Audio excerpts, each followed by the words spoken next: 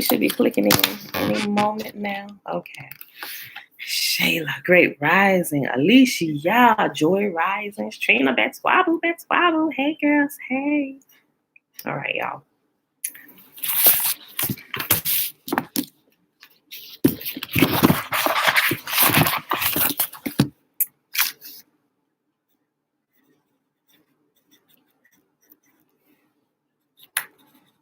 I know we always say this, but the days have been passing by so fast, y'all. Really? 13, 14, 15. Okay. All right, beautiful people. Happy Tuesday. Aliyah, Belinda Brown, Grand Risings. Peace and blessings. All right, y'all, let's get this on over here. Slide this down. Pull up the shimmer here.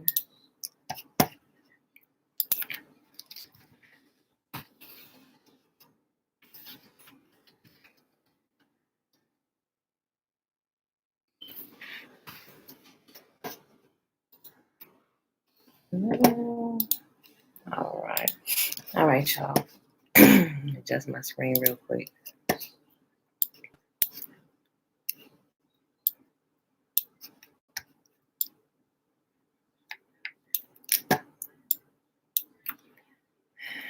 Good morning, Dana. Greetings, Uncle Nathaniel. All right, beautiful people. All right, so let's go ahead and get started here with the shimmer. The shimmer is found in Deuteronomy chapter 6, starting at verse 3. Remember, read the whole chapter on your own time. You should definitely read it. You get very familiar with it. You should probably memorize it. If you read it enough, you're going to memorize it by default. But anywho, hear, therefore, O Israel, and observe to do it, that it may be well with you, and that you may increase mightily, as Yahuwah, the God of our fathers, has promised us in the land that flows with milk and honey. Hear, O Israel, Yahuwah, our God, he is one God. And you shall love Yahuwah your God with all your heart and with all your soul and with all your might.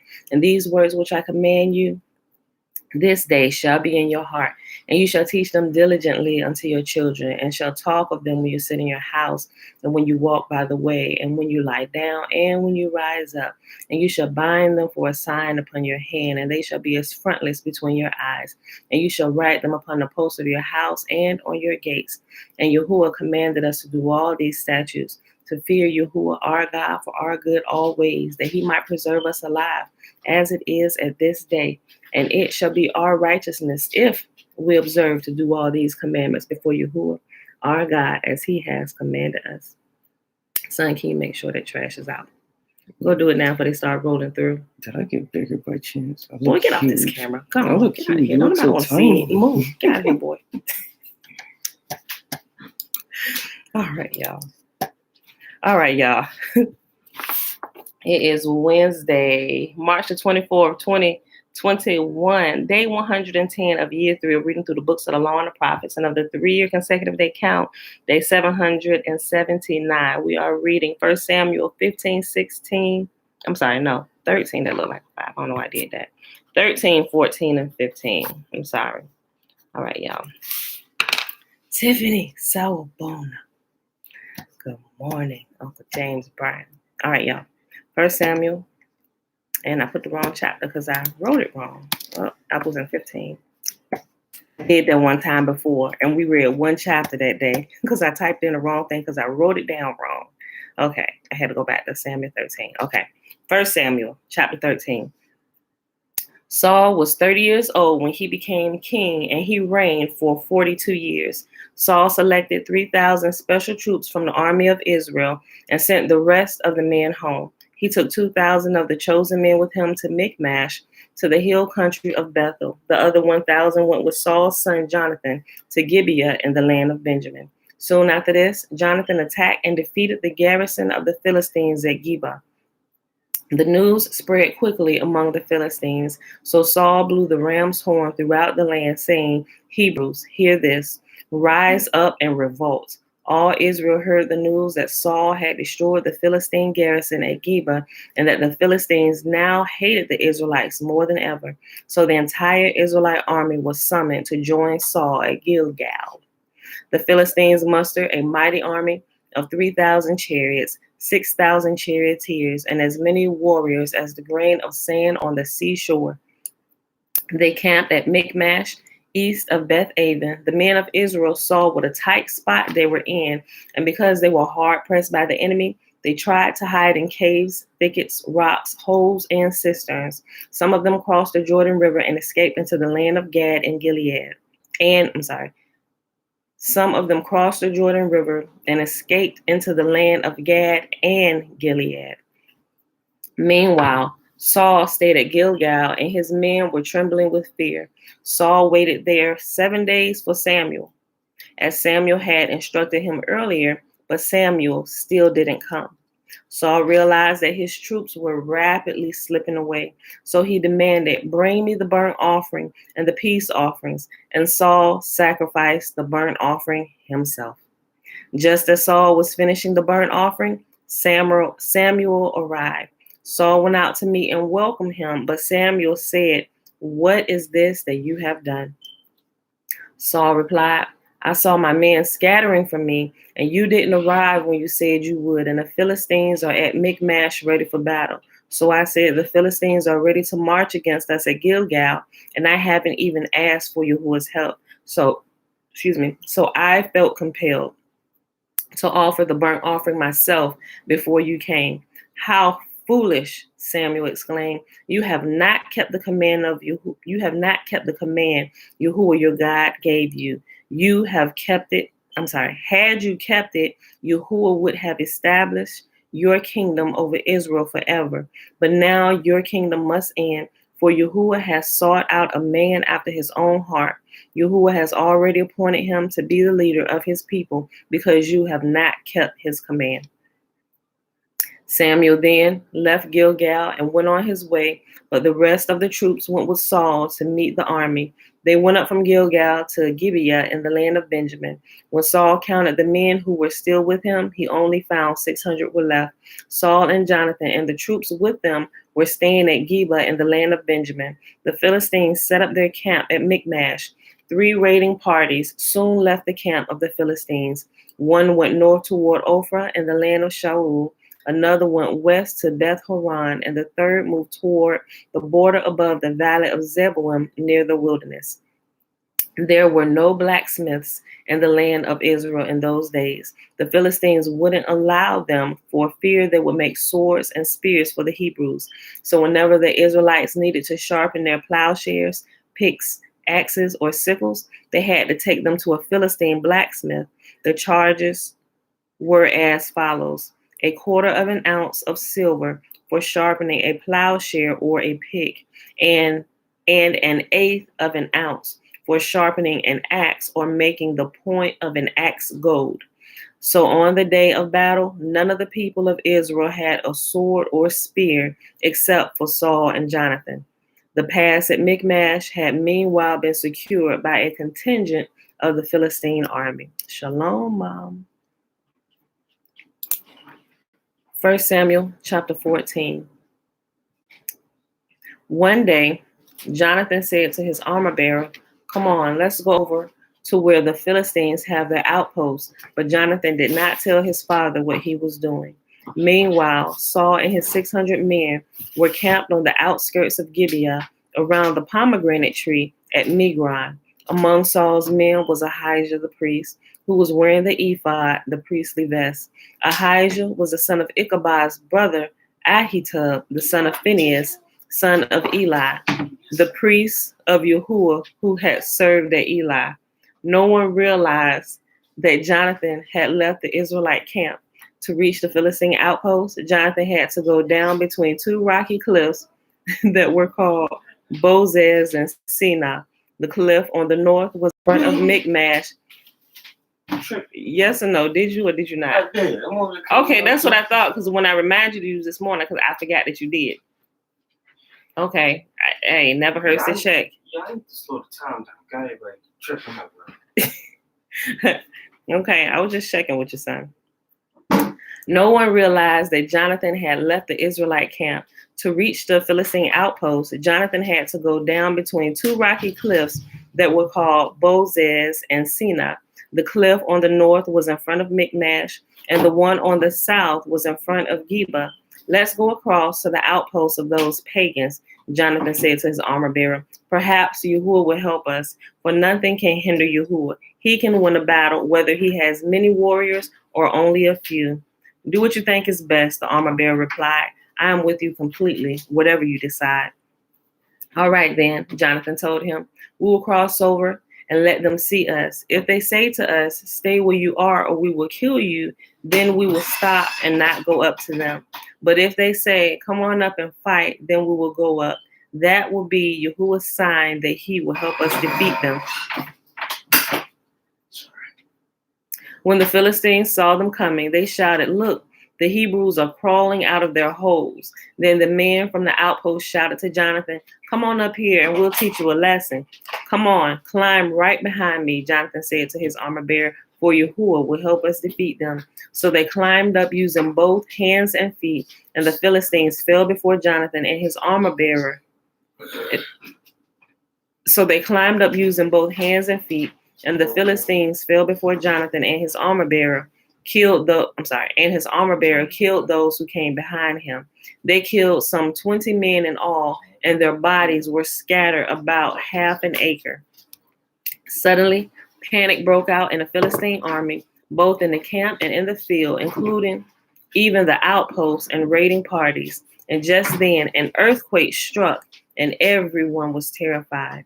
Saul's outlooks in Gibeah of Benjamin saw a strange sight. The vast army of Philistines began to melt away in every direction. Call the roll and find out who's missing, Saul ordered. And when they checked, they found that Jonathan and his armor bearer were gone. Then Saul shouted to Ahijah, bring the ephod here. For at the time, Ahijah was wearing the ephod in front of the Israelites. But while Saul was talking to the priests, the confusion in the Philistine camp grew louder and louder. So Saul said to the priests, never mind, let's get going. Then Saul and all his men rushed out to the battle and found the Philistines killing each other. There was terrible confusion everywhere. Even the Hebrews, who had previously gone over to the Philistine army, revolted and joined in with Saul, Jonathan, and the rest of the Israelites. You said two. Two. Mm-hmm. No, not while I'm reading. Likewise, the men of Israel who were hiding in the hill country of Ephraim joined the chase when they saw the Philistines running away. So Yahuwah saved Israel that day, and the battle continued to rage even beyond Beth-aven.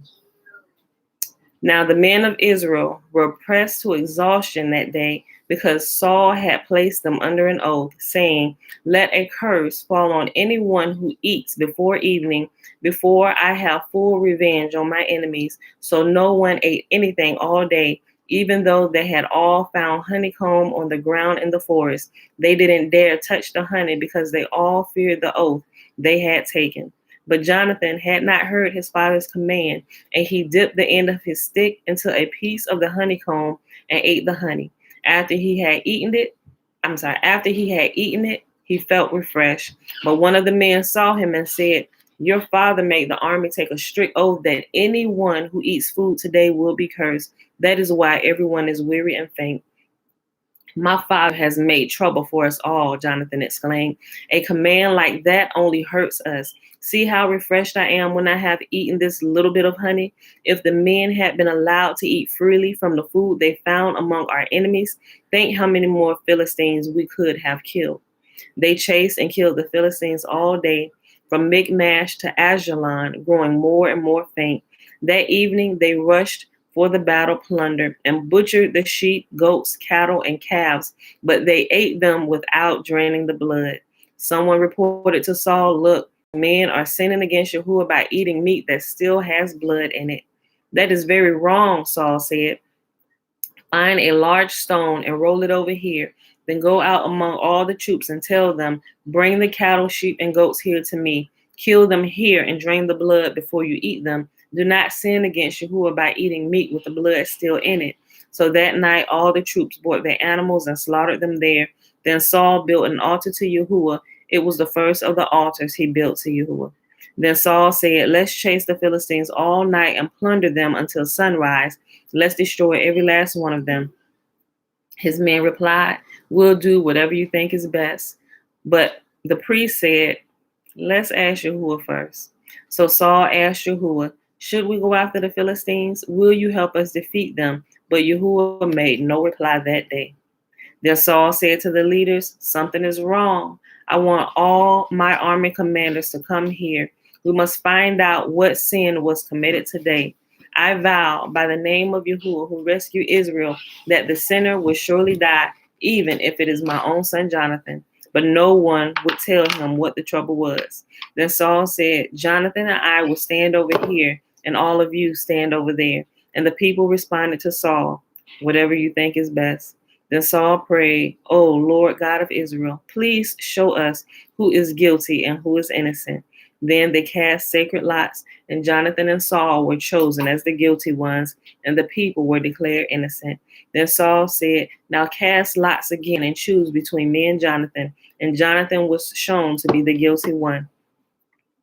Tell me what you have done, Saul demanded of Jonathan. I tasted a little honey, Jonathan admitted. It was only a little bit on the end of my stick. Does that deserve death? Yes, Jonathan, Saul said. You must die. May Yahuwah strike me and even kill me if you do not die for this. The people broke in and said to Saul, Jonathan has won this great victory for Israel. Should he die? Far from it. As surely as Yahuwah lives, not one hair on his head will be touched. For Yahuwah helped them do a great deed today. So the people rescued Jonathan, and he was not put to death. Then Saul called back the army from chasing the Philistines, and the Philistines returned home.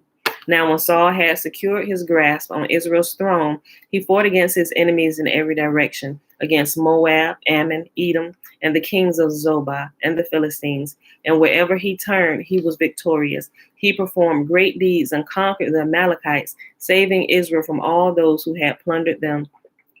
Saul's sons, including Jonathan, Ishbosheth, and Malchusha, he also had two daughters, Merab, who was older, and Michal. Saul's wife was Ahinoam, the daughter of Ahimaaz. The commander of Saul's army was Abner, the son of Saul's uncle Ner. Saul's father Kish and Abner's father Ner were both sons of Abiel. The Israelites fought constantly with the Philistines throughout Saul's lifetime. So whenever Saul observed a young man who was brave and strong, he drafted him into his army. All right, y'all. Last chapter for today, and we know Saul's already doing some of those things that Yahuwah said. He said, listen, if you get a king, he said he is going to enlist your sons into his army. He's going to take your women to cook for his royal court. All these things, right? So we see some of these things starting to happen. Good morning. Shalom, Joanne. Last chapter for the day before we hop over to LOJ. 1 Samuel chapter 15. One day Samuel said to Saul, it was Yahuwah who told me to anoint you as king of his people, Israel. Now listen to this message from Yahuwah. This is what the Lord of heaven armies has declared.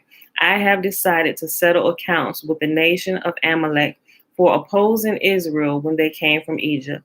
Now go and completely destroy the entire Amalekite nation, men, women, children, babies, cattle, sheep, goats, camels, and donkeys. So Saul mobilized his army at Telaim. There were 200,000 soldiers from Israel and 10,000 men from Judah. Then Saul and his army went to a town of the Amalekites and lay in wait in the valley. Saul sent this warning to the Kenites: move away from where the Amalekites live, or you would die with them. For you showed kindness to all the people of Israel when they came up from Egypt. So the Kenites packed up and left.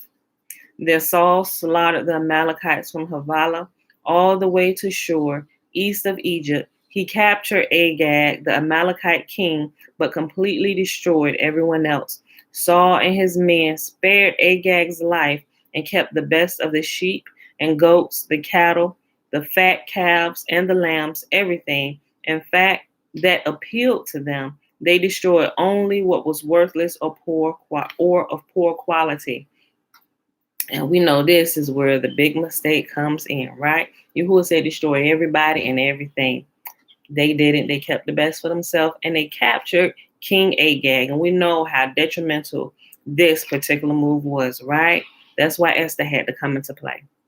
Then Yahuwah said to Samuel, I am sorry that I ever made Saul king, for he has not been loyal to me and has refused to obey my command. Samuel was so deeply moved when he heard this that he cried out to Yahuwah all night. Early the next morning, Samuel went to find Saul. Someone told him Saul went to the town of Carmel to set up a monument to himself. Then he went on to Gilgal. When Samuel finally found him, Saul greeted him cheerfully. May Yahuwah bless you, he said. I have carried out Yahuwah's command. Then what is all the bleating of sheep and goats and the lowing of cattle I hear? Samuel demanded. It's true that the army spared the best of the sheep, goats, and cattle, Saul admitted, but they are going to sacrifice them to Yahuwah, your God.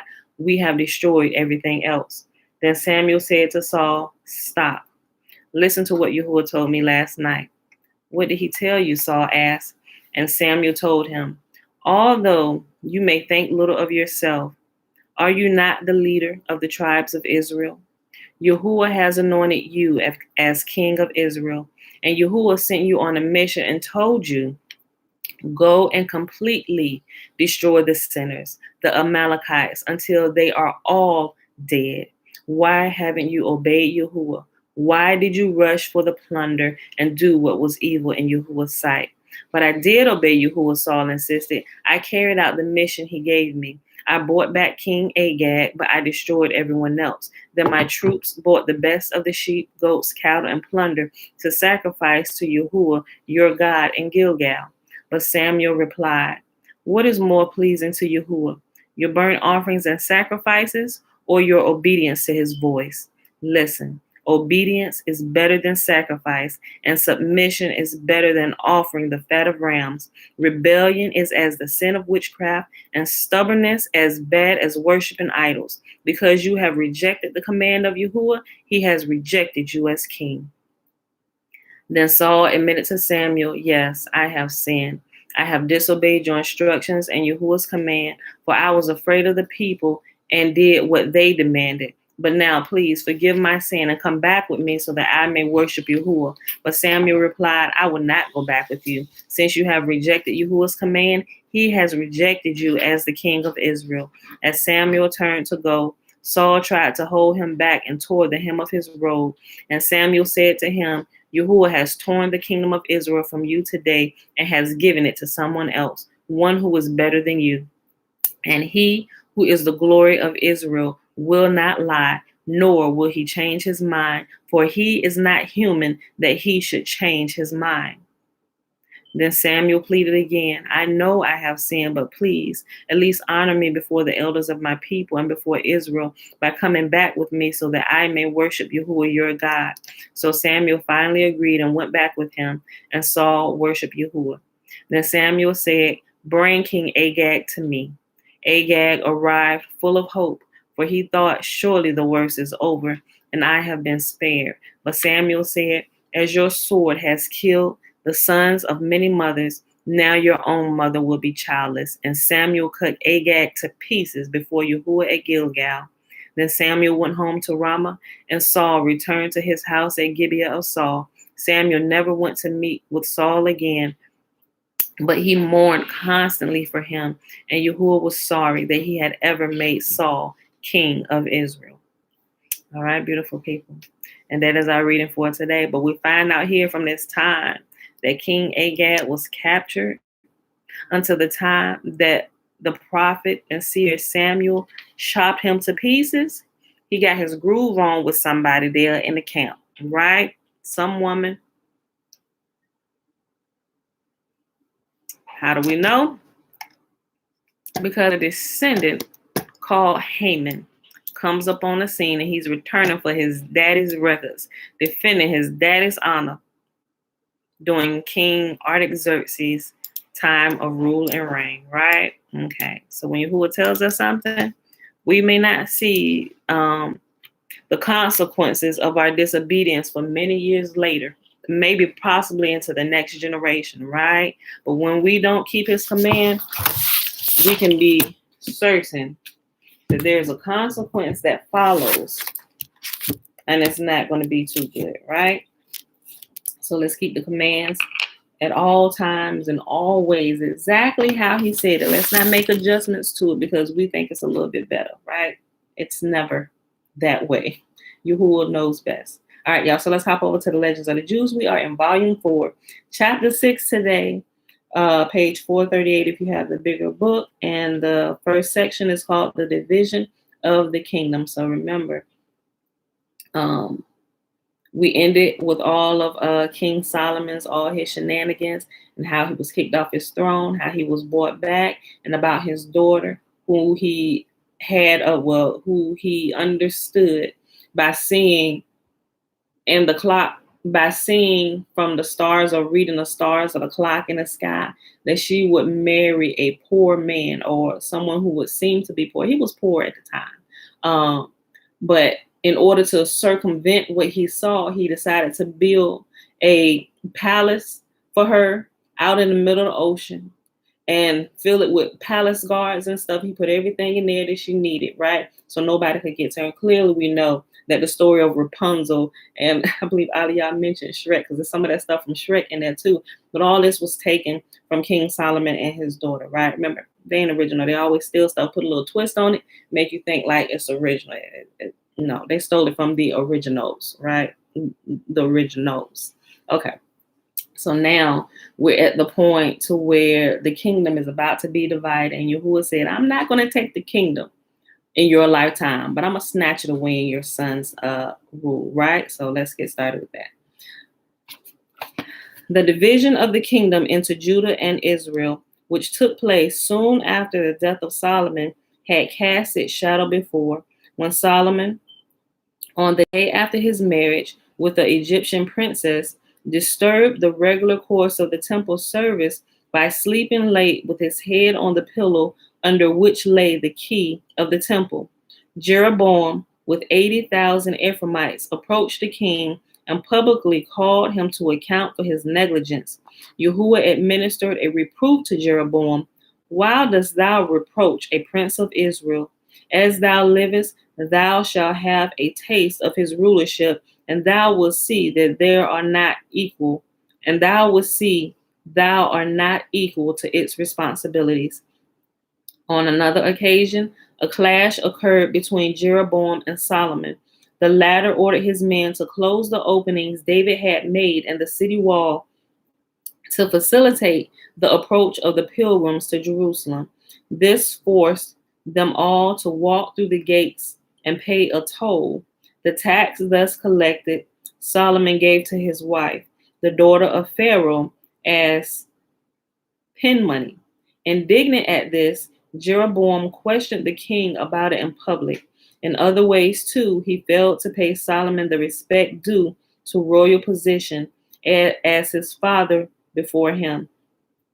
Sheba, the son of Bichri, had rebelled against David, misled by signs and tokens which he had falsely interpreted as pointing to his own elevation to royal dignity, when in reality they concerned themselves with his son. Shalom, Josiah. Salutations, Mickey. It was when Jeroboam was preparing to depart from Jerusalem forever, in order to escape the dangers to which Solomon's displeasure exposed him, that Ahijah of Shiloh met him with the divine tidings of his elevation to the kingship. The prophet Ahijah of the tribe of Levi was venerable, not only by reason of his hoary age. His birth occurred at least 60 years before the exodus from Egypt, but because his piety was so profound that a saint of the exalted standing of Simon ben Yohai associated Ahijah with himself. Simon once exclaimed, "My merits and Ahijah together suffice to atone for the iniquity of all sinners from the time of Abraham even until the event of their Messiah." Jeroboam. Jeroboam was a true disciple of this great prophet. His doctrine was as pure as the new garment Ahijah wore when he met Jeroboam near Jerusalem, and his learning exceeded all that of the scholars of his time, except his own teacher Ahijah alone. The prophet was in the habit of discussing secret love with Jeroboam and subjects in the Torah whose existence was wholly unknown to others. Had Jeroboam proved himself worthy of his high position, the length of his reign would have equaled David's. It was his pride that led him into destruction. He set up the golden calves as objects to be worshipped by the people in order to wean them from their habit of going on pilgrimages to Jerusalem. He knew that in the temple, only members of the royal house of David were privileged to sit down. No exception would be made in favor of Jeroboam, and so he would have to stand while Rehoboam would be seated. Rather than appear in public as a subordinate of the Judean king, he introduced the worship of idols, which secured him full royal prerogatives. In the execution of his plan, he proceeded with great cunning, and his reputation as a profound scholar and pious saint stood him in good stead. This was his method. He seated an impious man next to a pious man and then said to each couple, "Will you put your signature to anything I intend to do?" The two would give an affirmative answer. "Do you want me as king?" Then he would ask, only to receive an affirmative answer again. "And will you do whatever I order?" he continued. "Yes," was the reply. "I am to infer, then, that you would even pay worship to idols if I commanded," said Jeroboam. "God forbid," the pious member of the couple would exclaim, whereupon his impious companion, who was in league with the king, would turn upon him. "Canst thou really suppose for an instance that a man like Jeroboam would serve idols? He only wishes to put your loyalty to the test." Through such machinations, he succeeded in obtaining the signatures of most of the pious, even the signature of the prophet Ahijah. Now Jeroboam had all the people in his power. He could exact the vilest deeds from them. So entrenched, Jeroboam brought about the division between Judah and Israel, a consummation which his father, Sheba, the son of Bichri, had not been able to compass under David, because Yahuwah desired to have the temple erected before the split occurred. Not yet satisfied, Jeroboam sought to involve the 10 tribes in a war against Judah and Jerusalem, but the people of the northern kingdom refused to enter into hostilities with their brethren and the ruler of their brethren, a descendant of David. So we also know right here when it said that Yahuwah desired to have the temple built before Israel split. Why? Because we know Yahuwah knew before Solomon even built the temple that he himself was going to have it destroyed by Israel's enemies, right? So while the current state of Israel, they're fighting and screaming over all of this and trying to rebuild this third temple, Yahuwah said he destroyed it so he would not have to annihilate Israel, right? And we're going to read about something about the prophet Elijah while he was the story about Elijah. It didn't tell about everything he did, but this gives some more detail about what he did and when he walked the earth, right? And Elijah never died because he was taken up with the chariot. So Elijah's still doing what he do, right? Okay, but listen, I brought that up because Yahuwah, a lot of times he will substitute a thing for another in order to lengthen the life of some people, right? So say if it was your time to go, like it's a great story. And I just give you a little bit of it, right? And I brought this up because it's talking about the temple. Yahuwah just said Yahuwah desired that the temple be built before Israel and Judah split into two into two, right? Into two factions. It was all Israel, but when the kingdom split during King Solomon's son's time, they became known as Israel, the 10 tribes, and then Judah, right? Judah consisted of Judah and Benjamin, but we know it was a little bit of Levi, a little bit of Simeon inside that tribe, right? Okay, so, but the whole point, he allowed them to build this because he was going to exercise his anger upon it, because the temple literally became an idol and everything. You'll see if you don't understand already. But as an example of that, when Elijah, he was on a journey with this one particular old man, and he wanted to understand the wisdom that the prophet Elijah had. Remember the Elijah that was taken up into the chariots, the one during the battle on Mount Carmel with the 450 prophets of Baal, false prophets. Listen, he said, I'll let you come with me. He said, but whatever I do, do not question. He said, you have to agree to these terms. Otherwise, our deal is off, right? So they were going through, and they came upon the house of this old man. They were pretty poor. They weren't well off, but it was him and just his it was the elderly man and his elderly wife. You know, all they had was just their little farm, and they had, the only thing in their possession was one cow, right? So they had this, but they took Elijah and his guests in. They fed them with what they had. They showed them hospitality and warmth and everything, right?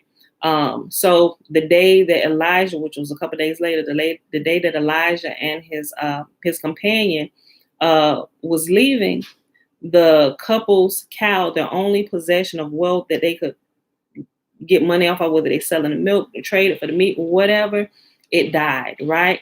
And so it looked like all the wealth that they had, which was this cow at the time, it was like, now y'all are going to the grave with nothing. And it really bothered the man who was on the journey with Elijah, but he remembered his oath. He said he would not question what happened, because he also knows that Elijah has the power to pray and ask Yahuwah for anything, and it would happen. So the man was wondering, why did you let this happen? Why did the man's cow? Why did you let this happen? That's the only thing they had. Couldn't you have petitioned Yahuwah to let that cow stay alive so that these people could have what they needed? And so they went along, and they on their journey. I'm gonna explain to you why, right? I'm gonna give it to you, but I'm gonna go to the next one. I ain't gonna tell you all of them. I'm gonna just give you two. And so as they were on their journey, they came upon another particular gentleman, and he was kind of well off, right? So he had everything, but when he came in, they was turning in for the night. He said, yeah, y'all can stay here. But when he came in, he didn't, because you can tell he was prideful. He was like, oh yeah, well, y'all can stay here, whatever. But he didn't greet them. He didn't offer, well, let me get this for you. This, we got food, I'm gonna make sure this is cooked. He didn't do none of that. He's like, I got a place, do what you want here, you know. And he went on about his business, right? But he was a very wealthy man. He figured he didn't really need to do all of this, right? You can help yourself, go do all this or whatever, right? That was his mindset, right? To whereas the elderly couple who had nothing, they waited on Elijah and his companion hand and foot, like they were much older than they were. We'll fix this for you. You need a place to stay. I'm gonna make the bed for you, this, and that. We want to give you something to take on your journey. No, we can't do that, right? Okay. So what happened was the rich man, he had a structure, a building structure, mind you, and the roof was breaking down, right? So Elijah saw it. And the companion, his friend who was walking with him, who had taken his oath not to question him, he saw Elijah speak a couple words, and he watched the structure erect itself to complete. There was like this hole which was causing the foundation to be weak. He watched Elijah just speak a word, right? He spoke to the elements, and the elements began to fix themselves and made themselves solid. And the building was fixed. And he was flabbergasted at this, right? He said he was saying to himself, now the old couple, but he couldn't say that, but he was thinking this, right? You can clearly control the elements. Why couldn't you do this and bring the cow back to life for the couple? You could even grease their palms with something, but you do this for the rich man who doesn't even need it. Okay, so after he left, and then it was a couple more things they had come upon, then Elijah, he himself began to explain to him. He said, I know you have some questions about what I did. He said, but I wanted to teach you something, right? And the whole point of this whole lesson, before I tell you exactly why he allowed these things to happen, he said, listen, there are things happening behind the scenes that you cannot see that Yahuwah alone only controls. And he said, when he gives you insight into these things, we're not so quick to be like, God, how could you let this happen? Right? He said, so listen. He said, now, with the elderly couple, he said, the day we were leaving, that same day, his wife was to take her last breath. That was the date, to be the day of her death. He said, and because I knew that, I petitioned Yahuwah to take the cow instead. I'm like, oh, shoot. I darn near passed out while I read that. It's like sent chills all through my body. And so he said, oh, and his companion that was with him, he was pretty much like, oh gosh. He said, his wife, he said, so I did a justice that you could not see, where it really looked like injustice to you. He said, but it was not that way. He said, Yahuwah showed me what was really happening. He said his wife was going to die the day that we left their house, right? But I petitioned Yahuwah not to take his wife's life, to increase her years, that they could grow older together. He said, but take the cow instead. He said, so that's why the cow died the day we left and not his wife. He said, as for the rich man, who you thought that I gave him more riches by helping him build his building, he said, there is a treasure inside of that structure down. He said that he would have found had I not done that. He said he's a greedy man and he is already well off. And that treasure that's there that he built on the structure, he should not have. He said, so I fixed the building and I strengthened that structure and I covered the hole so that he in his lifetime would never find that treasure. He does not deserve it, right? He's a very prideful man. I'm like, and it just set my whole course of thinking on another level, right? And the things that we experience out here in life. And I'm just like, oh my gosh. So, and I don't know, even now when telling it to you, it just makes me shake down all deep in my shanana. So I said that to say, it's the same principle with the temple here, where Yahuwah said he desired that would be built in King Solomon's day before the split. Yahuwah saw everything that was about to happen, come down the pipe, right? He saw it all. So he set things in order, things that kind of looks unjust to us, or you giving more people favor. He said, no, there's a time coming. Everything is set in its perfect order. Look, so man, it's just crazy, right? It is mind blowing, y'all. Okay, so I'm gonna go back to this, but I really wanted to share it. And every time I see about the temple, because I know what's coming, I kind of read ahead, so I understand it a little bit. I'm like, wow, so even with little small hiccups that we may have in our life. And I read this one when I first got, when I get this, I got this it's been about 3 months, 3 or 4 months now that I've had this and been going through it. And it's probably maybe a little bit longer than that, but it just, I don't know, it levels me out more, and I'm not so apt now to just be like, oh my gosh, this is so terrible. What just happened? Y'all, why could you let this happen? You know how it gives me a sense of comfort in knowing that Yahuwah truly has everything under control. Because especially when something happens out of the blue, like, oh my gosh, how could this happen? A lot of times without us even knowing it, it was divine intervention. Even though it may look to us on an outward level, this is horrible, somebody could have passed or something like that. But if that hadn't happened now, something much worse could have happened down the line. You see the principle also with Aaron's 2 sons, right? Remember, they died when they offered the strange fire. His son's heart were pure. Yahuwah said no. He said, I did them justice by taking them this way. He said, and their bodies were not singed, their skin weren't burnt. He said, because if I had let this keep going and I hadn't took their life immediately, you would have watched both of your sons being excommunicated from the camp, stinking bodies deteriorating while they were alive.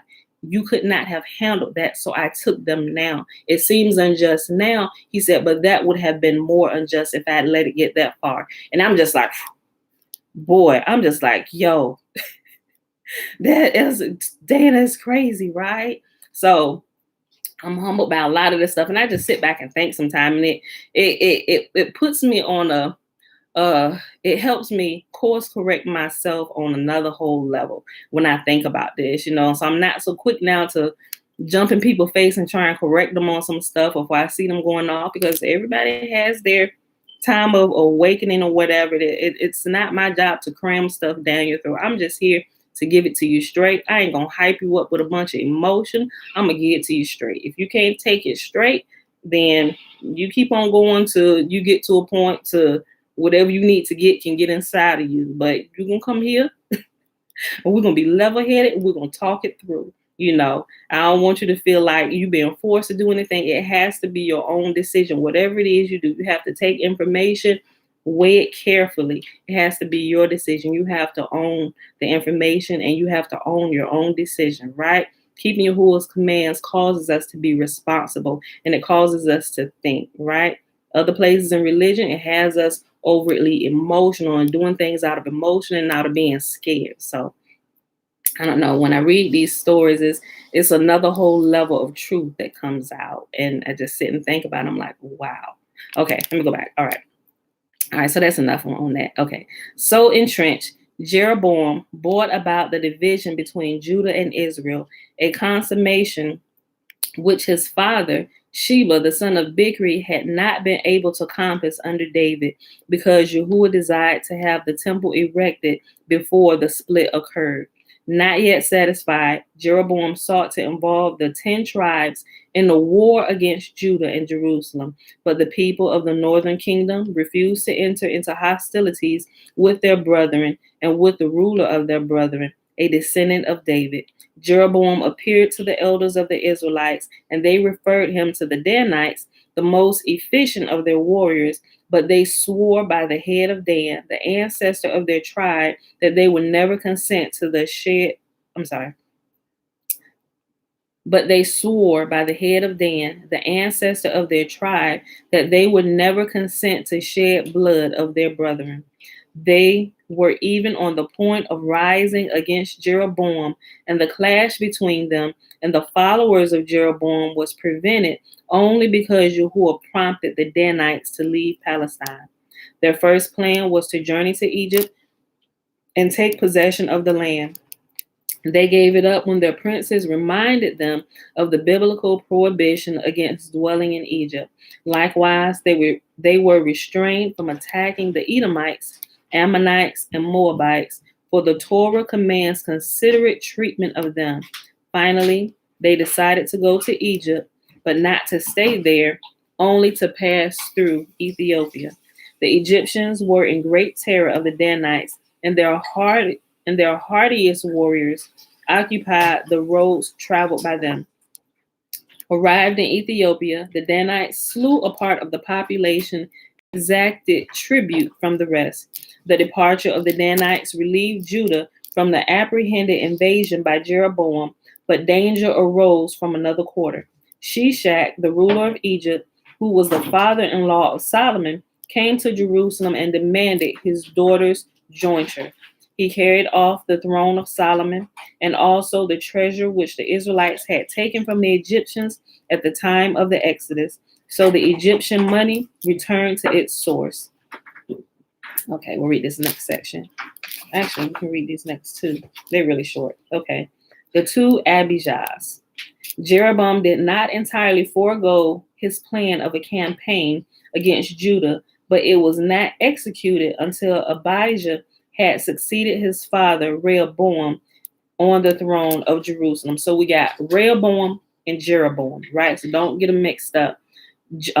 Jeroboam is one of the people from the tribes of Israel who was fighting against King Solomon, right? He was with him at first, but then he set his eyes on the throne, and Yahuwah said, I'm going to show you what it's like to be king. While you criticizing my King Solomon, I'm going to give you a chance to lead. And you're going to see that you are not better than he is, right? And Rehoboam is King Solomon's son. So when you hear about Rehoboam and Jeroboam, try not to get the two mixed up. Okay. The Judean king was victorious. However, he could not long enjoy the fruits of his victory. Shortly after occurred his death, brought on by his own crimes. In his war against Jeroboam, he had indulged in excessive cruelty. He ordered the corpses of the enemy to be mutilated and permitted them to be buried only after putrefaction had set in. Such savagery was all the more execrable as it prevented many widows from entering into a second marriage. Mutilating the corpses had made identification impossible, so it was left doubtful whether their husbands were among the dead. This is what King Solomon's son did, Rehoboam, right? Okay. Hold on. Right, okay. Moreover, Abijah used most disrespectful language about the prophet Abijah the Shilonite. He called him the son of Belial in his address to the people on Mount Zemarim. That in itself merited severe punishment. Finally, his zeal for the true worship of Yahuwah, which Abijah had urged as the reason of the war between himself and Jeroboam, cooled quickly. When he obtained possession of Bethel, he failed to do away with the golden calves. In this respect, his namesake, the Israelitish king Abijah, the son of Jeroboam, was by far his superior. By removing the guard stationed at the frontier, he bade defiance to the command of his father, who had decreed the death penalty for pilgrimages to Jerusalem. More than this, he himself ventured to go up to Jerusalem in fulfillment of his religious duty. Asa, the son of Abijah of Judah, was worthier and more a pious ruler than his father had been. He did away with the gross worship of Priapus, to which his mother was devoted. To reward him for his piety, Yahuwah gave him the victory over Zerah, the king of the Ethiopians. As a result of this victory, he came again into possession of the throne of Solomon and of the treasures Shishak had taken from his grandfather, which Zerah in turn had wrested from Shishak. Asa himself did not long keep them. Baasha, the king of Israel, together with Ben-Hadad, the Aramean king, attacked Asa, who tried to propitiate Ben-Hadad by giving him his lately reacquired treasures. The prophet justly rebuked him for trusting in princes rather than in Yahuwah, and that in spite of the fact that divine help had been visible in his conflicts with the Ethiopians and the Lubim, for there had been no need for him to engage in battle with them. In response to his mere prayer, Yahuwah had slain the enemy. In general, Asa showed little confidence in Yahuwah. He rather trusted his own skill. Accordingly, he made even the scholars of his realm enlist in the army sent out against Baasha. He was punished by being afflicted with gout, he of all men, who was distinguished on account of the strength residing in his feet. And so we read, and we're going through here reading about these kings, and we read a little bit about them as we go through Samuel. We're going to read more about them in Chronicles too, right? Okay. He was punished by being afflicted with gout, he of all men, who was distinguished on the account of the strength residing in his feet. How did it taste? You should have just took them in the capsule form and not break it. Oh my God. Okay. You can get that. I bet that's gritty as I don't know what. It tastes like sewage. Tastes like sewage. Yeah. What you put in there? The sea moss and what? The moringa? Moringa leaf. Oh yeah. Yeah, I would have took the moringa in the capsule form. You ever took it in? No, I would not open up the capsule. That's the sea moss, man. The sea moss. No, the sea moss tastes like nothing. I don't know about that. No, when I make the sea moss in gel form, it don't taste like anything. You just gotta soak it in like cinnamon and lime. Yeah, but that moringa, you might as well go ahead and eat that.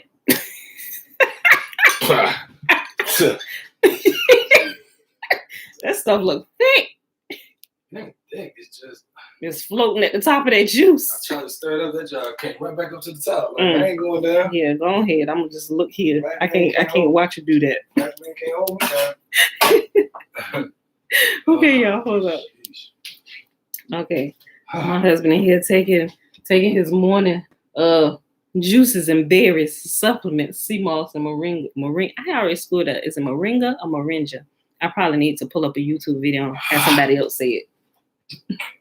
But I got the herbs from the house of Imhotep. Like if Yaki If his herbs are too expensive, they potent. I get it from both places, but sometimes his shipping is a little low. House of Imhotep is here in Richmond, Virginia, and you put in the order, and it's normally like 2 days later you get Zinc. One. it. One zinc, yes. But the stuff is potent. It works just as good. That stuff is official. It's authentic. All right, y'all. I'm gonna finish reading. Accordingly, he made even the scholars of his realm. I'm sorry. Let me go back up one. In general, Asa showed little confidence in Yahuwah. He rather trusted his own skill. Accordingly, he made even the scholars of his realm enlist in the army sent out against Baasha. He was punished by being afflicted with gout. He of all men who was distinguished on the account of the strength residing in his feet. Furthermore, the division between Judah and Israel was made permanent. Though Yahuwah had at first intended to limit the exclusion of David's house from Israel to only 36 years. Had Asa shown himself deserving, he would have been accorded dominion over the whole of Israel.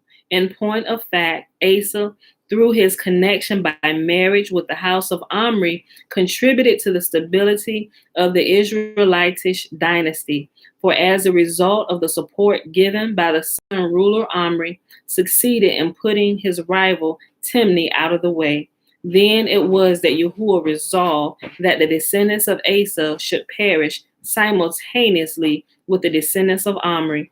This doom was accomplished when Jehu killed the king of Judah on account of his friendship and kinship with Joram, the king of Samaria. Okay, we'll read this last section about Jehoshaphat and Ahab. Oh, wait a minute. Okay, yeah, we'll start with Jezebel tomorrow. Okay, let's read this. The company. Oh, the company is called House of Imhotep. I'll leave the link. Imhotep, Imhotep.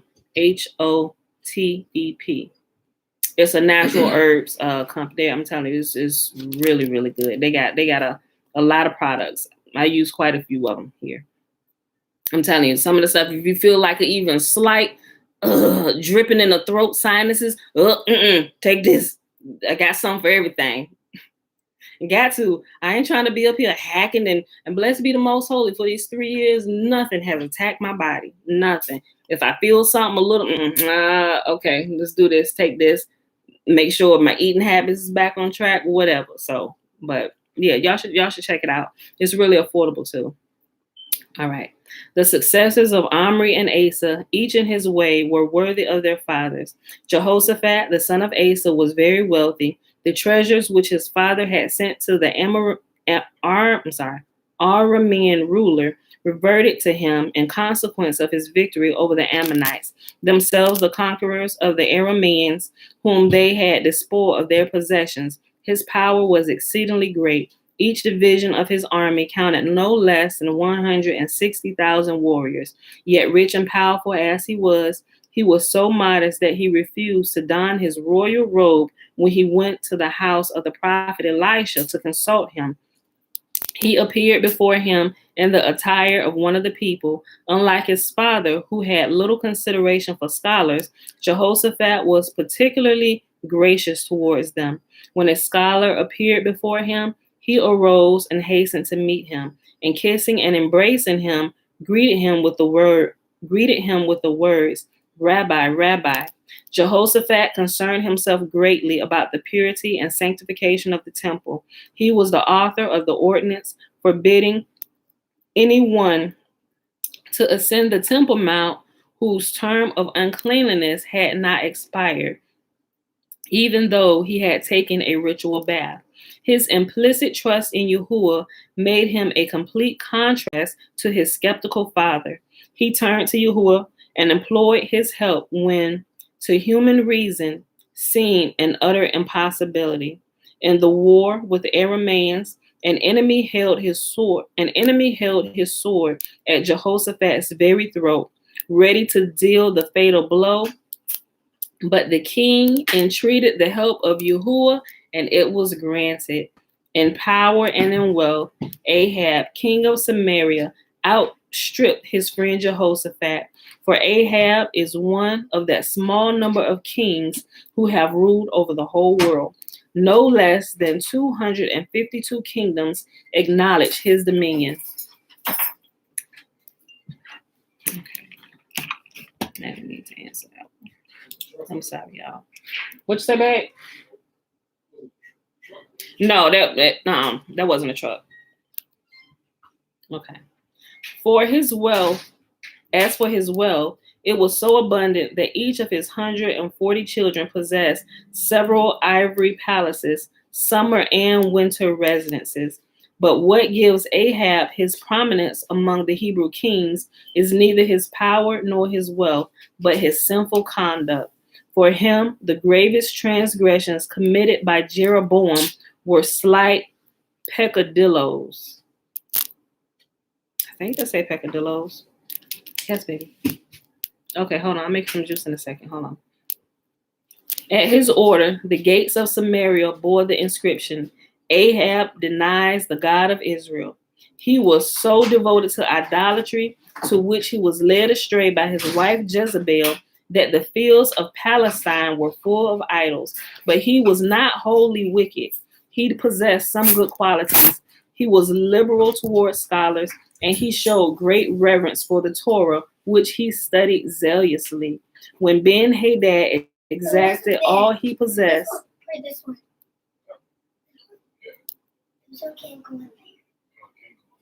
okay.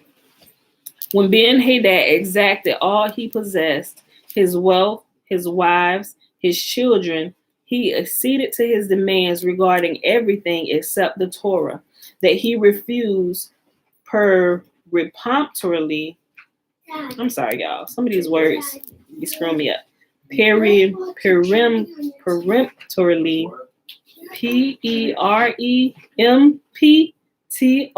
I'm sorry. I know some words I do good, but some words I feel like I'm in first grade again. Trying to sound that. I'm sorry. Okay, I'm sorry. That he refused peremptorily to surrender. In the war that followed between himself and the Syrians, he was so indignant that the presumptuousness of the Aramean upstart that he himself saddled his war horse for battle.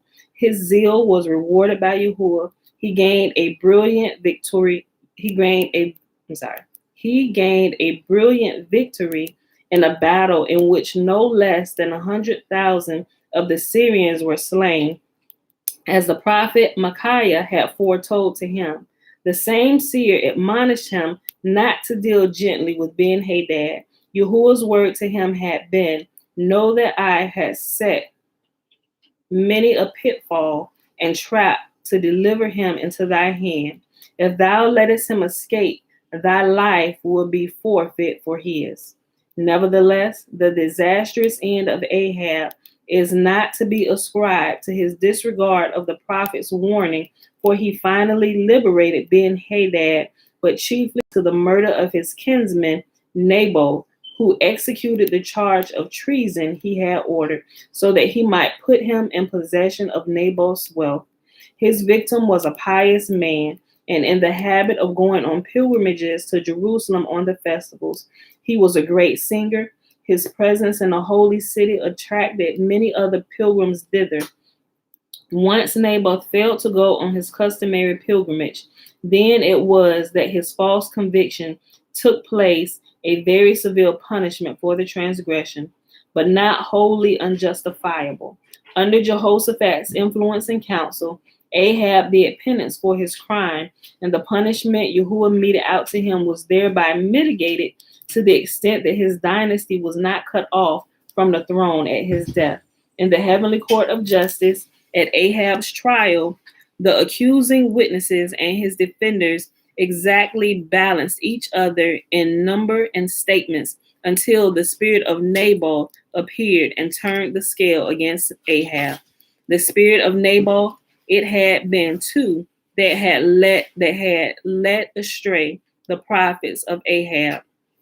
The spirit of Naboth, it had been too that had led astray the prophets of Ahab, making them all use the very same words and prophesying a victory at Ramoth Gilead. Boom, right there. There is a little tip about something about prophets who seemed to be prophesying the same exact thing in the same words. Now, when I heard that, we got a real good dose of this during this the election process, right? And the prophets who were prophesying the same thing, it's like, love it, babe. They all got the same words. Yahuwah calls it stealing words of prophets. Like they're repeating the words of prophets. Yahuwah has allowed a lying spirit to come into the mouth of a very well-known prophet, and the other prophets who latch on to this prophet's prophecies, instead of latching on to what Yahuwah himself says, they began to recite the very same thing, right? And if you pay attention to it, you would have seen it going all throughout the earth. And I'm just like, something is wrong here. Something is wrong here. Something is wrong here. Father, I don't give myself a title, but I know something is wrong here, right? Look. As a matter of fact, when we get to this in Kings, I believe it's First Kings.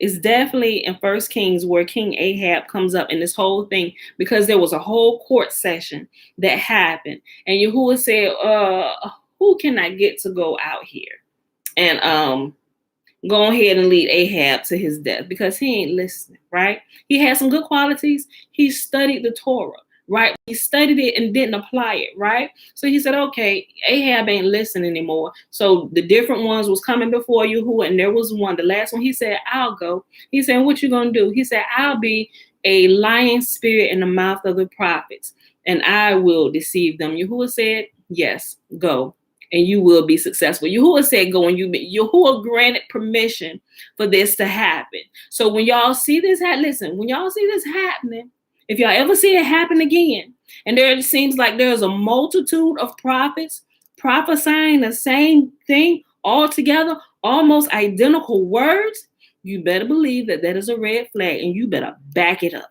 Stop and consider what is happening here, right? Okay, I just want to. Oh, that's what he was saying. He's taking my truck. I'm sorry, y'all. Okay. All right. So I just want to say that. We're gonna come upon that in a couple weeks when we get to Kings, First Kings. Okay. Let me go back here. Hold on. In the heavenly court of justice, at Ahab's trial, the accusing witnesses and his defenders. Okay. The accusing witnesses and his defenders exactly balanced each other in number and statements until the spirit of Naboth appeared and turned the scale against Ahab. The spirit of Naboth, it had been two that had led astray the prophets of Ahab, making them all use the very same words and prophesying a victory at Ramoth Gilead. This literal unanimity aroused Jehoshaphat's suspicion. Hey, right? Look, this literal unanimity aroused Jehoshaphat's suspicion and caused him to ask for a prophet of Yahuwah, right? He said, is there not a prophet of Yah here? Like we hear the guild of prophets speaking. We all know that y'all well-known prophets all across the earth. But is there a prophet of Yahuwah here? Now that tells you a whole lot, because across the earth, we have a guild of prophets. Is there a prophet of Yahuwah here? We need to talk to him or her. Go get them. Oh, there is one, Micaiah, but I hate him. He never prophesies anything good. Why? Because we know what a prophet's duty is. A prophet is not here to tell you everything is sweet. The prophet shows up when y'all is in trouble with the Most Holy and nobody's paying attention. The prophet comes to bring course correction before judgment hits. And if you ignore the prophets, then judgment hits. Okay? Look. Oh, Booty. Give me 1 minute. I'm almost done reading. Give me like 5 more minutes, okay? Tootie. What you trying to get? I'm taking longer. I know. Give me a couple minutes, Tootie. If I have to get up and take you upstairs, it's not going to be pretty. Just calm down. Give me 5 minutes, okay? 1 second, people. Yeah, upstairs. I'll be up there in a second. Okay, let me hear it finish. Okay. Bella. Hold on, y'all. What I take about time? You better pick your feet up. Wait a minute.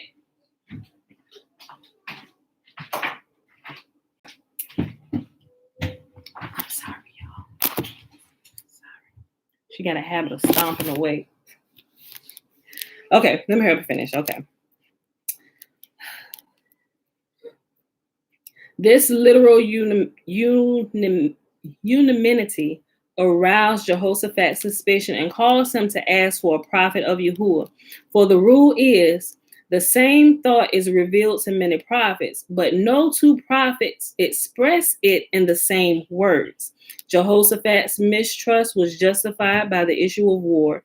Ahab was slain in a miraculous way by Naaman, at the time only a common soldier. Ahab was slain in a miraculous way by Naaman, at the time only a common soldier of rank and file. Yahuwah permitted Naaman's missile to penetrate Ahab's armor, though the latter was harder than the former. The mourning for Ahab was so great that the memory of it reached posterity. The funeral procession was usually impressive. No less than 36,000 warriors, their shoulders bare, marched for his bier. Ahab is one of the few in Israel who have no portion in the world to come. He dwells in the 5th division of the netherworld, which is under the supervision of the angel Oniel. However, he is exempt from the tortures inflicted upon his heathen associates. I guess he got to be grateful for that, right? Although you in hell, at least you ain't being tormented. Whatever. You better be happy you studied the Torah. All right, y'all. So that's it for today. I know duty calls, right? Alicia talking about something. Get her. To the baby be trying. This little tiny lady, boy, I tell you, I thought it was Jeremiah that took me to a whole nother level of parenting, right? But this little girl is on a whole nother level. And this female energy that I got to deal with. Like the boys, I done grown used to them and all they rah-rah and all this. But now you come into the mix after, how old is Elijah? After almost 20 years of having only boys, right? Yo, helps me grow. And she reaches me down deep in my shanana. And she only 4 right now. I'm like, Father, help me. Because as this child grows, you have to give me the strength and the wisdom to help her temper this little attitude of hers, right? Because she comes from James Murphy. And she also, it comes from me. The mix of us together, oh, boy. Okay. Y'all, we'll pick this up here tomorrow. I'm going to write my page number. 441. All right, y'all. That was Legends of the Jews. We start on page 438 and we pause on page 441. Before that, we read 1 Samuel 13, 14, and 15. It's Wednesday, y'all. We halfway through this week. Almost. We're about a quarter way through the year already. She gonna run the joint. She thinks she run the place now. Uncle JB, look, this little girl and her brother sometimes like Bella. Whatever, and they just give her what she wants. Just to, she do be trying to run them till they get tired of it, and then she's pissed. And you know she's pissed because she can't have her way. Then you hear the house shakes. The house begins to shake from her stomp. I'm like, first of all, why is the house shaking? Like the cabinet, well, not always, but if she's like in our room, it's like a certain place where you stand. If you stomp, the cabinets are shake, right? I'm just like, well, first of all, why is that structure not that sound, right? But yeah, y'all done heard, y'all heard in the background. The girl got a heavy foot. But anyway, y'all, it's Wednesday, March the 24th, 2021, day 110 of year 3 of reading through the books of the law and the prophets, and of the 3 consecutive day count, day 779. All right, y'all. So let's go ahead over here and read the blessing. We just found and do. Y'all hear it? There she go. One of her brothers just ticked off. I heard her. Then I heard her stomp. Somebody not giving her way, which is okay. She got to learn how to operate in a community of people. Like you can't have your way all the time too. You got to learn how to share. You got to learn. You have to be fair, just like everybody else. You can't have everything to yourself. Okay. Numbers, chapter 6. The blessing starts at verse 22 all the way to the end of the chapter, verse 27. Remember, the first 21 verses is the Nazirite vow. And Yahuwah spake unto Moses, saying, Speak unto Aaron and unto his sons, saying, On this wise ye shall bless the children of Israel, saying unto them, May Yahuwah bless us and keep us. May Yahuwah make his face to shine upon us and be gracious unto us. May Yahuwah lift up his countenance upon us and give us peace. And they shall put my name upon the children of Israel, and I will bless them. All right, beautiful people. That's it for today. We got some things we got to get done.